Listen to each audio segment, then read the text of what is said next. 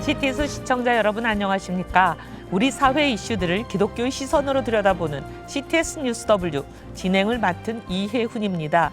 전 세계에는 아직도 복음을 한 번도 들어보지 못한 사람들이 있습니다. 이른바 미전도 종족과 미접촉 종족인데요. 이들을 위해서 한국의 선교 지도자들이 모여서 새로운 선교 전략을 나누는 자리가 열렸다고 합니다.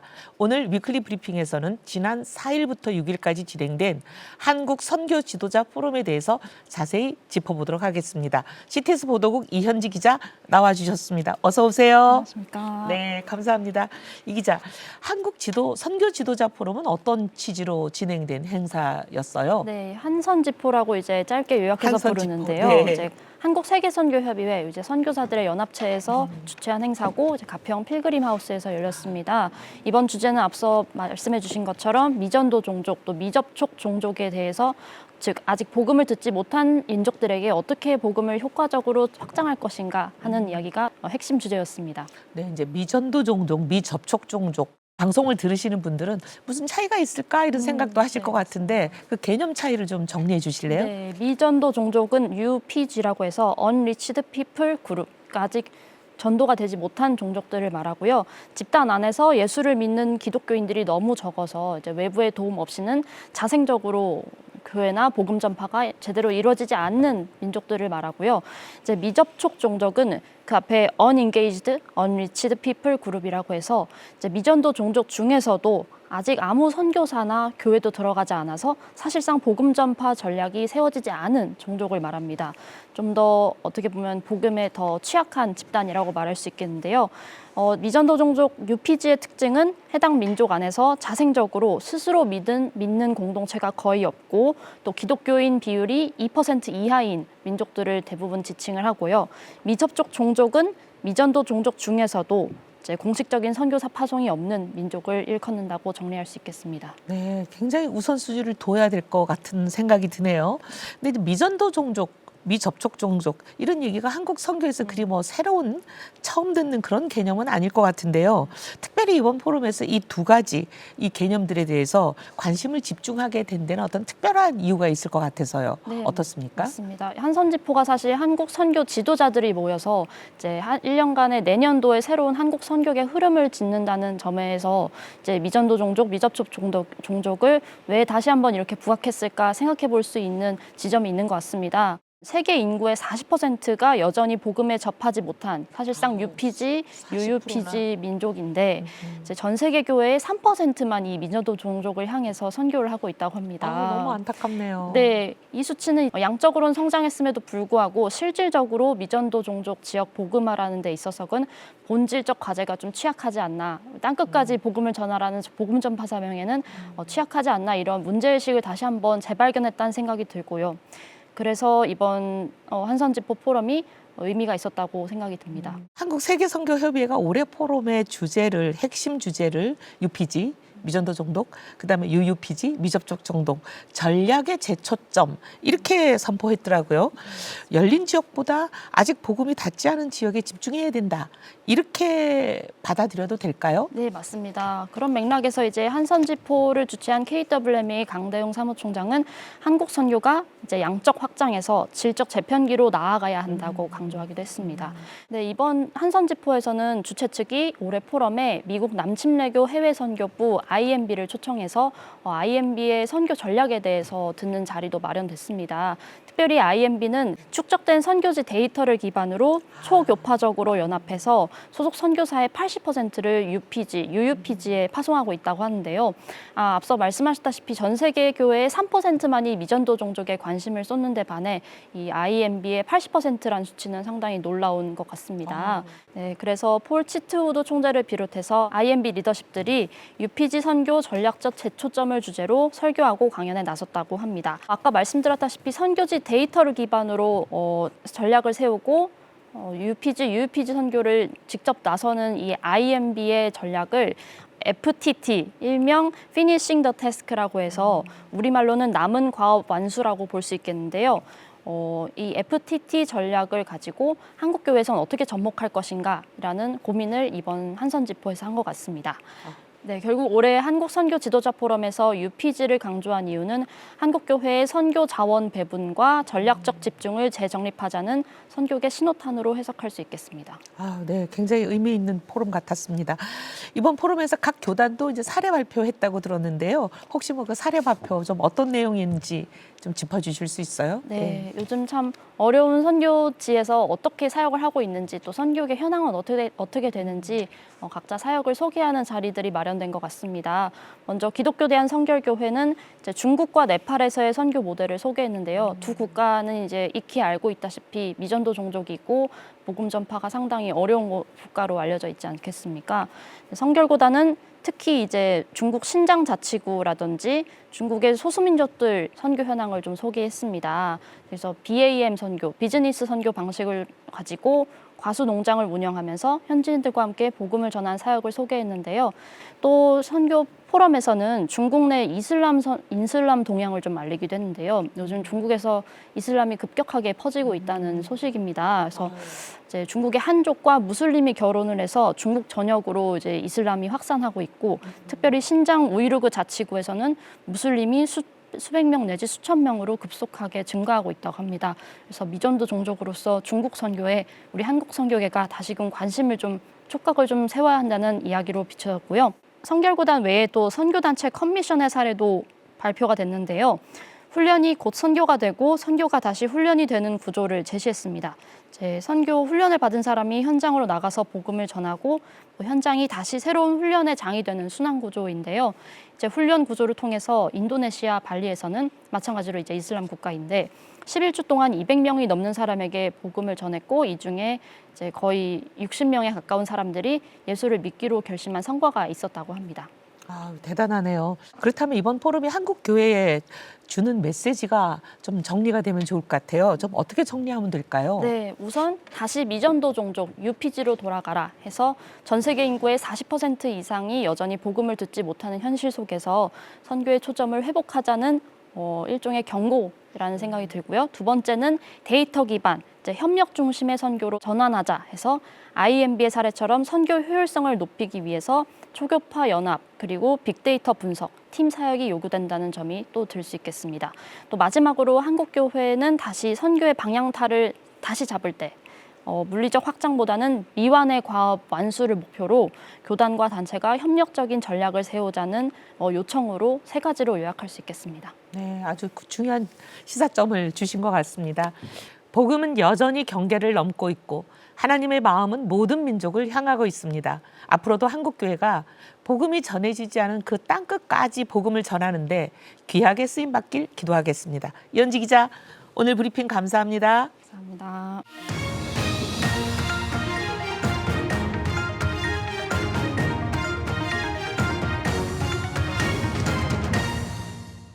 이번 시간은 윗포커스 시간입니다. 학력 인구 감소로 어려움을 겪는 대학들이 외국인 유학생 유치에 적극적으로 나서면서 캠퍼스에도 다문화의 바람이 불고 있습니다. 외국인 유학생들이 몰려오는 지금 우리는 준비가 어떻게 되고 있는지, 또 한국교회에 던져진 과제는 무엇인지 랜드마크 미니스트리의 오윤진 선교사와 함께 짚어보도록 하겠습니다. 오윤진 선교사님 나와주셔서 안녕하세요. 감사합니다. 먼저 랜드마크 미니스트리에서 외국인 유학생들을 섬기고 계신다고 네. 소개를 했는데요.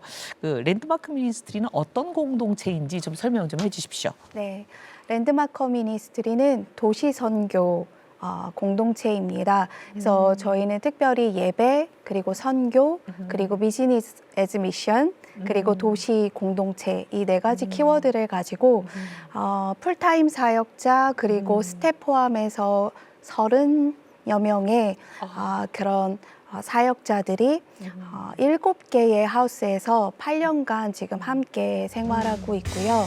특별히 랜드마크 미니스트리의 베이스 캠프인 선교적 국제교회, 생수가 흐르는 숲 교회는 경희대 그리고 한국외대, 한예종 캠퍼스타운 중심에 위치하고 있습니다. 그래서 저희가 매일 함께 모여서 예배를 드리고 또 외국인 유학생 중심으로 캠퍼스 전도를 진행하고 있고요.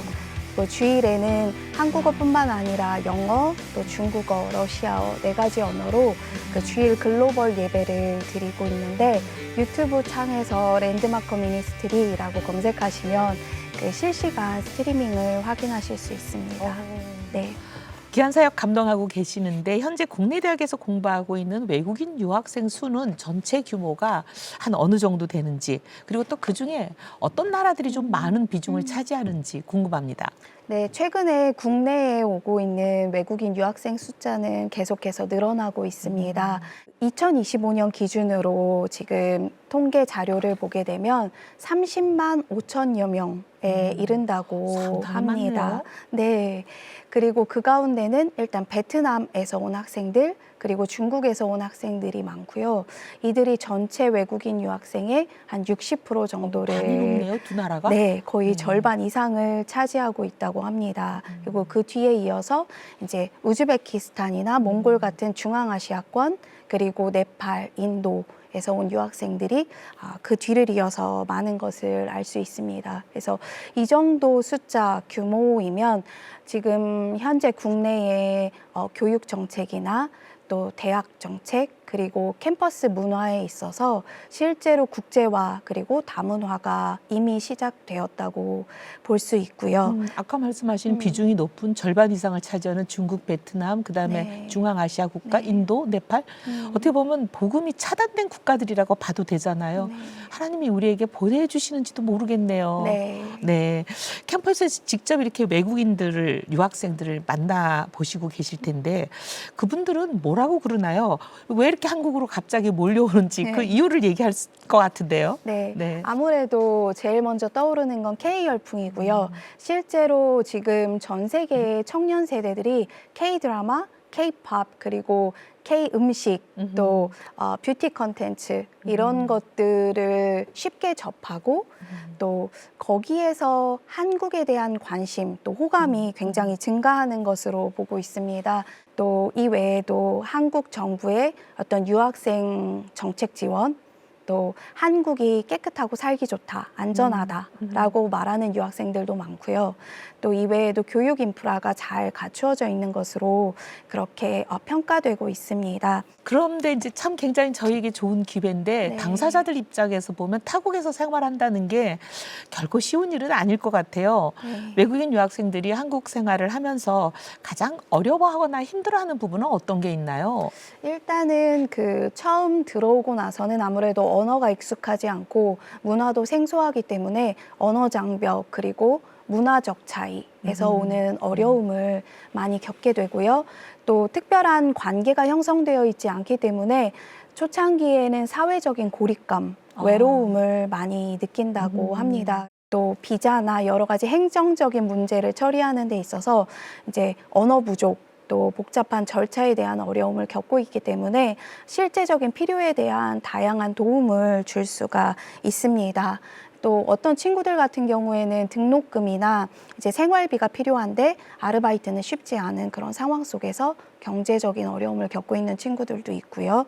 네. 언어 다르고 문화 다르고 그런 경제적으로 어렵고 네. 그게 이제 인생의 광야 같은 시기 아니겠어요? 네. 그러니까 그 광야 같은 시기가 하나님을 만날 가능성이 많아지는 거잖아요. 네. 참 우리에게는 어떻게 보면 열린 기회가 되겠네요. 네. 네. 외국인 유학생들이 이제 국가별 정치, 경제, 사회, 문화 이런 차이는 당연히 겪으실 거고 그 복음에 대한 태도도 상당히 다양하게 나타나지 않을까 그런 생각이 드는데 이 각 나라별 유학생의 맞춤형 선교 방법 이런 게 필요할 것 같기는 해요. 그래서 쉽지 않겠다는 생각이 드는데 좀 어떠세요? 다양한 방법으로. 네, 저희도 실제 현장에서 다양한 나라에서 온 유학생들을 만나고 경험하면서 이제 배워나가는 것들이 있는 것 같습니다. 예를 들면 중국 같은 경우에는 이제 저희가 잘 아는 것처럼 정부의 종교 통제가 굉장히 강한 나라입니다. 그러다 보니까 실제로 유학생들을 만나서 대화를 할 때 기독교에 대한, 복음에 대한 경험이 전혀 없는 경우가 많이 있습니다. 그래서 이들에게 다가갈 때는 처음부터 직접적으로 복음을 전한다든지 또는 교회 예배로 초대한다든지, 물론 경우가 각각 다르기는 하지만 이러한 방식보다는 어떠한 관계를 형성해 나가는 이러한 접근 방식이 더 좋은 것 같습니다. 베트남 같은 나라는 공산국가의 흔적이 있고 또 불교적 세계관이 강합니다. 그렇지만 젊은 세대들을 캠퍼스 현장에서 만나게 되면 이들이 기독교에 대한 경험이 없고 실제로 이 나라에는 기독교 인구가 적은데도 불구하고 복음에 대해서 개방적인 모습들을 볼 수 있고요. 또 우즈베키스탄이나 카자흐스탄 같은 중앙아시아권은 국가. 이슬람 국가입니다. 네. 그런데 이런 중앙아시아권의 나라들은 어떤 공동체성이 있고 그리고 그 안에 유지되고 있는 전통적인 가치들이 있습니다. 또 가족 중심의 사회를 이루고 있고요. 그래서 이들은 외형적으로는 무슬림이지만 그다지 종교적이지 않은 경우가 많고 좀 옅은 무슬림 국가죠. 네. 그리고 그래서 이들에게 다가갈 때는 어떤 종교적인 틀, 선입견을 가지고 대화하기보다는 그 신뢰감을 주는 진정성 있는 태도, 그래서 관계를 형성해 나가는 그런 접근이 좋습니다. 그래서 지금 말씀드린 것처럼 출신 국가에 따라서 또 문화적 배경에 따라서 유학생들은 그 내면의 사고나 가치관이 각기 다른데 공통적으로 저희가 느끼게 되는 것은 이들에게 진정성 있는 태도로 그리고 열린 마음으로 다가갈 때 복음에 대한 접근으로 이끌어낼 수 있는 그런 관계 형성이 이루어지는구나라는 생각이 듭니다. 네, 정말 그럴 것 네. 같습니다. 랜드마크 미니스트리 많이 갖고 있는 외국인 유학생 그런 사역의 전략이 있다면 어떤 게 있습니까? 네, 특별히 저희는 그 외국인 유학생들을 만나서 복음으로 이끌고 이들에게 하나님의 사랑을 증거하는 데 있어서 허그 페스티벌이라는 전도 플랫폼을 준비해서 진행해 오고 네. 있습니다. 맞아요. HUG 허그가 이제 열방의 다음 세대를 안아주다라는 의미를 갖고 있고요. 그 세 글자가 각각의 약자입니다. 그래서 H는 해피 푸드. 그래서 저희가 이 페스티벌에서는 K푸드를 비롯해서 하우스 뷔페를 정성껏 준비해서 유학생들을 초대하고 대접합니다. 그 다음에 U는 유니크 조이예요. 저희가 음악과 미디어를 활용을 하고요. 네네. 특별히 이제 이 젊은 세대들이 공감하고 또 고민할 수 있는 주제를 가지고 저희가 뮤지컬을 준비를 한다던가 아니면 이제 뮤직 콘서트를 준비를 해서 음악과 이야기를 가지고 다음 세대에게 하나님의 마음을 전하는 청년들에게 이제 그런 시간으로 진행이 되고요. 그 다음에 그룹 다이나믹에서 G입니다.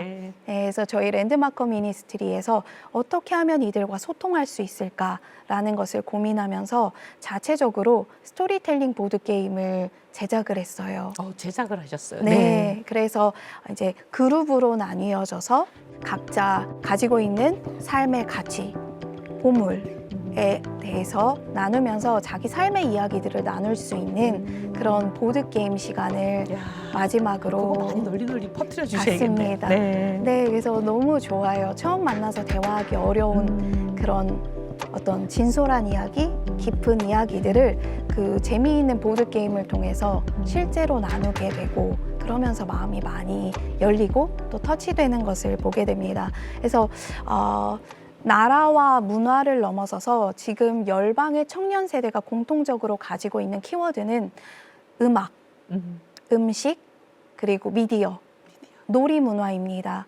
그래서 저희가 이런 문화적 요소들을 사용해서 하나님 나라의 복음, 아버지의 마음, 진리를 이들에게 전하기를 원하는 그런 전도 플랫폼이고요. 이런 허그 페스티벌을 중심으로 저희 랜드마커 미니스트리는 계속해서 도시 선교를 하고 있습니다. 국내뿐만 아니라 해외에서 그리고 특별히 그 열방의 메가시티들이 있죠. 큰 네. 도시에는 저희 서울처럼 국제 유학생들이 굉장히 많이 모여 있어요. 그래서 도시마다 하나님께서 문을 열어주시는 대로 나아가서 이들을 섬기는 그 허그 페스티벌입니다. 실제로 그래서 국내에서도 그렇고 해외에서도 열매들을 하나님께서 주시는 것을 저희가 경험하게 돼요. 너무 감사한 일이네요. 네. 그 허그 페스티벌 전략은 네. 외국인 유학생들에게도 주요하겠지만 저는 한국교회 미래 세대를 위해서도 한국교회들도 좀 관심을 가져보면 좋을 것 같으네요. 네. 실제로 이제 본국에 돌아가서 그런 선교의 사명을 감당하는 학생들도 있는지요? 네, 나이지리아에서 왔던 유학생 피스의 이야기입니다. 이 친구가 캠퍼스 현장에서 저희를 만나게 되고 한국에 머무는 동안 함께 동역하고 또 함께 훈련을 받았습니다. 그 후에 이 친구는 캐나다로 이제 박사 과정을 하러 떠났는데 이 친구는 본국에 돌아가면 특별히 교육부에서 이러한 성경적 세계관을 기반으로 한 새로운 프로그램을 준비해서 이제 할 것을 중학교를 경영하고 또 섬길 것을 지금 계획을 하고 있는 중입니다. 저희 랜드마커에는 14명의 풀타임 사역자가 있습니다. 근데 그중에서 3명이 중국 한족 출신이에요. 아, 예. 예. 조선족이 아니고 한족 출신. 네. 근데 각각 경희대, 그리고 고려대, 그리고 건국대의 유학생으로 왔다가 캠퍼스 현장에서 만나게 됐고요. 그리고 복음을 듣고 훈련받고 양육돼서 사역자로 그 인생을 결정한 귀한 열매들입니다. 그래서 이런 귀한 열매 맺게 하신 네. 우리 하나님께 감사합니다. 네. 예, 귀한 열매들에 대한 얘기를 들으니까 더욱더 이제 우리의 역할 그리고 또 랜드마크 미니스트리 역할이 더 중요하다는 생각이 드는데요. 한국 교회가 유학생을 신앙의 관점에서 바르게 환대해야 될 텐데 좀 어떤 방법이 좋을지. 결국은 하나님의 의도, 하나님의 큰 그림을 이해하는 것이 중요하다는 생각이 듭니다. 앞에서도 나누었지만 우리가 살아가는 이때에 우리의 도시, 우리의 나라 가운데 하나님께서 왜 열방의 청년들을 보내고 계시는가? 그 안에 담긴 하나님의 마음을 이해하는 것이 중요하고 그리스도 안에서 한 영혼을 품는 것, 또 외국인 유학생을 품는다는 건 특별히 이주민 분들이 그렇고 그 나라와 민족을 품는다는 것인데 이러한 선교를 통해서 한국 교회의 생각과 이해의 폭이 패러다임이 넓어지고 확장되는 또 사랑의 지경의 그릇이 넓어져서 마지막 때 한국 교회가 그 선교 완성의 그릇으로 하나님께서 쓰시기에 합당한 그릇으로 또 준비되고 그렇게 쓰임받지 않을까 하는 생각이 듭니다. 아멘일 따름입니다. 네. 너무너무 감사합니다. 네, 무엇보다 외국인 유학생들을 단순한 선교의 대상으로만 보지 않고 이웃이고 동역자고 그런 마음으로 잘 섬기는 것, 이게 굉장히 필요할 것 같습니다. 주님의 참사랑을 전하고 나누는 한국교회가 되길 바라면서 이 모든 것을 위해서 저희들도 함께 기도하고 또 가능한 방법이 있으면 참여도 많이 하겠습니다. CTS 뉴스 W 오늘은 여기까지입니다. 저출생과 동성애, 이단 이주민, 글로벌 이슈 등 한국교회가 주목해야 될 진짜 뉴스로 다시 찾아뵙겠습니다. 시청해주신 여러분 감사합니다.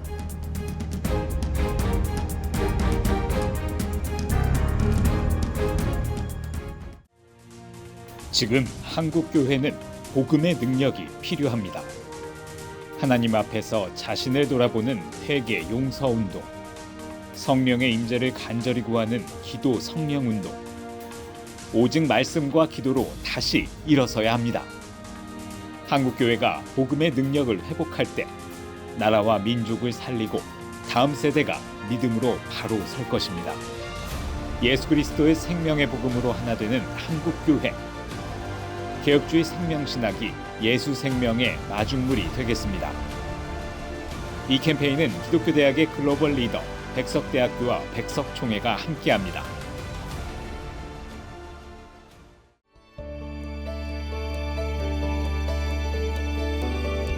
백만인 기도운동에 새롭게 참여하신 분들입니다.